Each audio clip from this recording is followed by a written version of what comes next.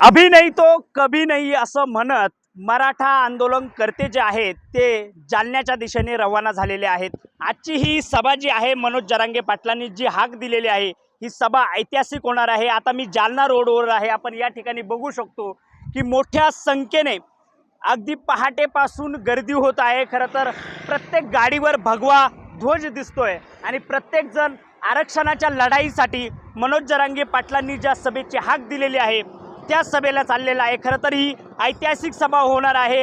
आजपर्यंत कधी इतकी मोठी सभा झालेली नाही आहे। जवळपास 150 एकरमध्ये ही सभा होणार आहे आणि या संदर्भात बोलण्यासाठी आपल्यासोबत काही मराठा आंदोलनकर्ते आहेत। आपण बघू शकतो की ही सर्व मंडळी जी आहेत ही नाशिक जिल्ह्यातून आलेली आहे आणि सगळी मंडळी आता ही सभेच्या दिशेने निघालेली आहेत। अगदी पहाटेपासून मोठा उत्साह या सभेमध्ये दिसतोय। आपण त्यांच्याकडे जाऊयात, काय सांगाल एकंदरीत जी मनोज जरांगे पाटलांनी हाक दिली आहे एक ऐतिहासिक सभा होऊ शकते, कारण तो जो प्रोत्साहन दिसते आपल्याला काय वाटतं? तुम्ही बघितलं असेल, ही भारतातली नव्हे तर जगातली सगळ्यात मोठी सभा होणार आहे। रात्री 2 वाजता त्या ठिकाणी जी व्यवस्था केली होती संपूर्ण ग्राउंड फुल भरलेला आहे आणि आत्ताही तुम्ही रस्त्यावरून पाहिलं तर सगळा हा मराठ्यांचा जनसागर आंतरवली या ठिकाणी मनोज जरांगेंचे हात बळकट करण्यासाठी आणि मराठा समाजाला आपल्या हक्काचं आरक्षण मिळवून घेण्यासाठी जात आहे। आम्ही सगळे नाशिककर हे मनोज जरांगे पाटलांचे हात बळकट करण्यासाठी कालपासून नाशिकमधून हजारो वाहनं या आंतरवलीकडे रवाना झाले आहेत। महाराष्ट्राच्या कानाकोपऱ्यातून मराठा समाज आज एक संघ झालेला आहे। राज्यकर्त्यांना आमची विनंती आहे, मराठ्यांचा संयम पाहू नका, मराठ्यांना डिचवण्याचा प्रयत्न करू नका, कारण मराठ्यांकडे जेवढे झेंडे आहेत तेवढे दांडे पण आहेत। त्यामुळं दांड्यांचा प्रसाद खाण्याची लायकी समाज या राज्यकर्त्यांची नाही। त्यांनी मनोज जरांगे पाटलांनी जी न्यायिक मागणी केलेली आहे, आम्ही ओबीसीतच आहोत आणि ओबीसीतून आम्हाला आरक्षण मिळालं पाहिजे, आम्ही ओबीसीच्या बाहेर नाहीत। ओबीसीतून आरक्षण मिळवणं हे मराठ्यांचं हक्क आहे आणि तो हक्क मिळवण्यासाठी आम्ही त्या ठिकाणी जात आहोत। खरं तर या सभेवर छगन भुजबळांनी काही आरोप केलेले आहेत की जवळपास 7 कोटी रुपये हे कुठून आले मनोज जरांगे पाटलांकडे, तर याबद्दल काय वाटतं? अहो भुजबळ, तुम्ही 2000 कोटीची संपत्ती कुठून जमवली पहिले हे सांगा। आणि तुम्ही सातत्यानं म्हणतात का मराठे आम्हाला टार्गेट करतात, मराठे माझ्यावर बोलतात, तुम्हाला एवढं पोटसूळ का उठलंय? आणि मराठ्यांनी टीका केल्यावर मग शेपूट घालून पळायची गरज काय पडली का तुम्हाला? अरे 7 कोटी नाही 70,000 कोटी सुद्धा सभेसाठी लागले तरी मराठे देतील, इतके दानशूर मराठे आहेत। भुजबळ, तुम्ही मराठ्यांच्या नादाला लागू नका, तुमच्या पोटात कळा कशा उठतील या आम्हाला माहिती आहे। आणि तुम्ही एकमेव आहे का ओबीसीचे नेते? ओबीसी तुमची जहागिरी आहे, ओबीसी म्हणजे तुम्ही आहे, तुम्ही मालक झाले का ओबीसीचे? अरे अनेक ओबीसीच्या संघटना समाजाचे लोक ओबीसीचे मनोज जरांगेंच्या मागणीला पाठिंबा देत असताना भुजबळांना काय सुचलं हे? आणि ही विनाशकालीन विपरीत बुद्धी आहे। येणाऱ्या निवडणुकीत भुजबळांना त्यांची ताकद मराठा समाज दाखवून देईल आणि तुम्हाला घरी बसवल्याशिवाय राहणार नाही। 7 कोटी लागले भुजबळांना कोणी सांगितले?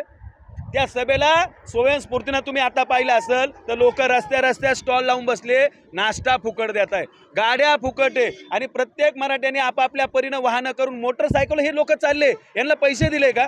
याच्यासाठी पैसे लागतात। अरे झेंडे सुद्धा रस्त्यानं ज्याची ऐपत आहे तो माणूस ज्या समाजासाठी ज्या समाजात जन्माला त्यासाठी काही ना काही करायचा प्रयत्न करतोय।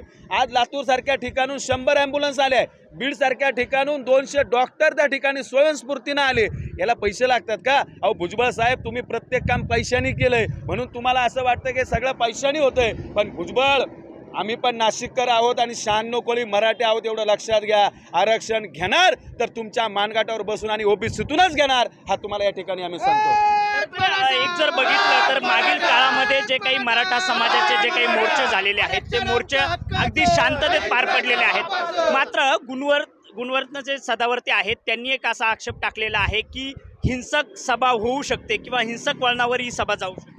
अहो त्या गुणरत्न सदावर्तेला डोकं आहे का? तो बिंडोक माणूस आहे। अहो ते डोक्यावर जन्माला येताना उलटं पडलेलं आहे।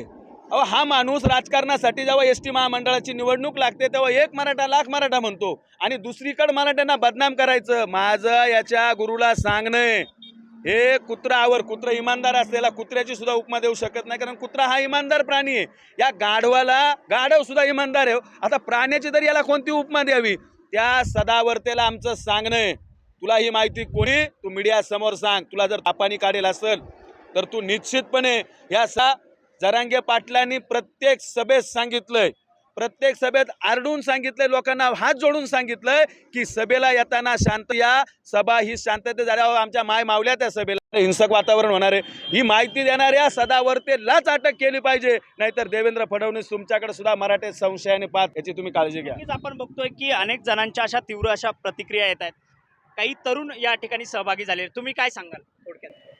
आज नाशिकमधून हजारो शिवभक्त आणि जरांगे पाटलाचे समर्थक आम्ही सारटे गावात निघालेलो आहे आणि आम्ही यावेळेस ही शेवटची लढाई आहे. जर आम्हाला न्याय भेटला नाही तर आम्ही रस्त्यावर उतरून यावेळेस आरक्षण मागू, हे आम्ही सरकारला आव्हान आहे.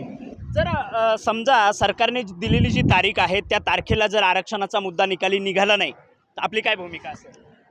सर्वप्रथम तर सरकार असं धाडीस करणारच नाही, कारण हा मराठा समाजाचा जो असंख्य जो लाट मराठा समाजाची या महाराष्ट्रामध्ये नाही होते, या देशामध्ये भूतोन भविष्य घडणारा हा मेळावा या ठिकाणी होतोय. मनोज जरांगे पाटलांनी जी हाक दिली त्यासाठी होतोय.